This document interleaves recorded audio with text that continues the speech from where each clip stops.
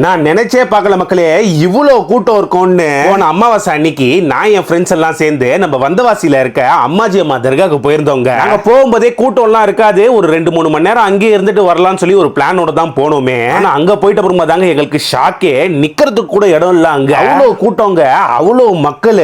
பார்க்கும்போது எனக்கு ஒரே ஒண்ணுதான் மக்களே தோணுச்சு, பிரச்சனை இல்லாத வீடே இல்ல, கஷ்டங்கள் இல்லாத வீடே இல்ல. எப்படி ஒரு வீட்டுக்கும் வாசப்படி இருக்குதோ அதே மாதிரி ஒரு வீட்லயும் ஒரு விதமான பிரச்சனைகள் இருக்கு. தர்காக்கு போனாச்சு நம்மளுடைய பிரச்சனை தீந்துருமோன்னு சொல்லி ஒரு நம்பிக்கையில தான் இவ்வளவு மக்கள் இங்க வந்திருக்காங்க. கொஞ்ச நாளாவே நம்ம வந்தவாசி அம்மாஜி அம்மா தர்கா ரொம்ப ஃபேமஸே ஆயிடுச்சுன்னு சொல்லுவாங்க. அமாவாசைக்கு போனா கூட்டமா இருக்குது, பௌர்ணமிக்கு போனா கூட்டமா இருக்குது, வியாழக்கிழமை போனா கூட்டமா இருக்குது, எல்லா வெள்ளிக்கிழமை போனாலும் கூட்டமா இருக்குது.